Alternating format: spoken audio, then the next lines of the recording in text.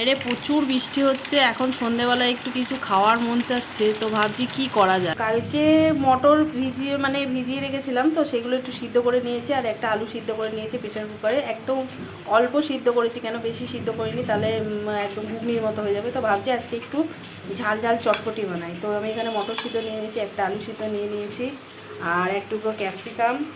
শশার যা দাম, তো আমার বাড়িতে যেহেতু পোষ্য আছে, ওরা শশা ছাড়া আর কিছু খায় না, তো ওদেরকে হাফ কেটে দিয়েছে আর হাফ নিয়েছি। আর 3টে কাঁচা লঙ্কা, একটা পেঁয়াজ, একটা টমেটোর হাফ টমেটো দেবো, 3 কোয়া রসুন, একটু আদা। তো আজকে বানিয়ে ফেলে একটু ঝাল ঝাল চটপটি।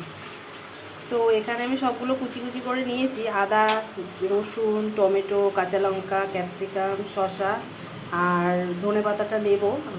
তো সাথে নিয়ে নিয়েছি একটু তেঁতুলের কাঠ, আর এই যে ধনেপাতা যা চেয়ারা হয়ে গেছে ফ্রিজে রেখে, হলুদ হয়ে গেছে। সামান্য সাদা তেল দিয়ে দিচ্ছি, তারপর দিয়ে দিই আদা রসুনগুলো।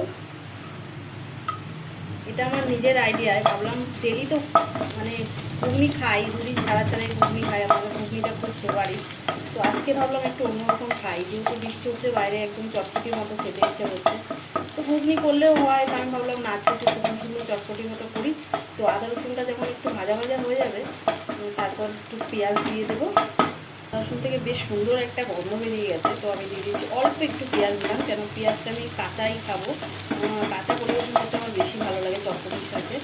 তো অল্প পেঁয়াজ দিয়ে দিলাম, কুচিগুলো দিয়ে দিচ্ছি, লঙ্কা কুচিটা দিয়ে গ্যাসটা একটু আস্তে দিয়ে রাখতে হবে, না এটা সব কিছু একদম পুড়ে যাবে। তারপর দিয়ে দিলাম আমি ক্যাপসিকাম, একদম সসের মতো করে নিতে হবে হালকা একদম। ক্যাপসিকাম একটু হালকা হালকা ভাজা মতো হয়ে গেছে, সসের মতো হয়ে গেছে। তো এবার আমি গায়ের জোরে আলুটা চিপে একদম ম্যাশ করে দিলাম। তো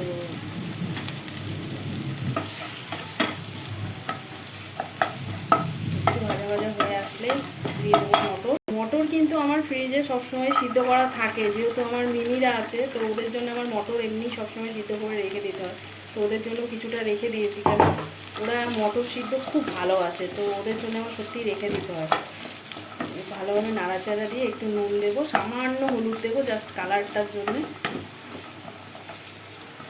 সামান্য একদম হলুদ দিলাম, শুধু আলুটা দিয়েছি না, আলুর রঙটা দেখতে কেমন লাগবে বলে সেই জন্য একটু হলুদ দিয়েছি। দেওয়ার পরে আমি এবার টমেটো কিন্তু এখনও দেইনি, নামানোর আগে টমেটোগুলো দেবো। গোলমরিচের গুঁড়ো দিয়ে দেবো,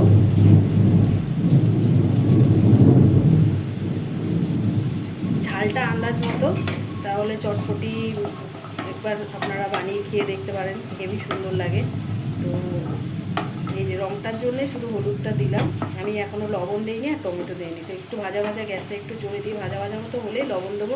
হ্যাঁ, লবণটা কিন্তু বিট লবণ দিতে হবে। তো মটর সিদ্ধ করার সময় আমি লবণ দিয়েই সিদ্ধ করেছিলাম। তো এবার দিচ্ছি বিট লবণটা দিয়ে দিলাম, আর দিয়ে দেবো তেঁতুলের এই কাঠটা, আর সাথে টমেটো কুচি দিয়ে ভালোভাবে নাড়াচাড়া করে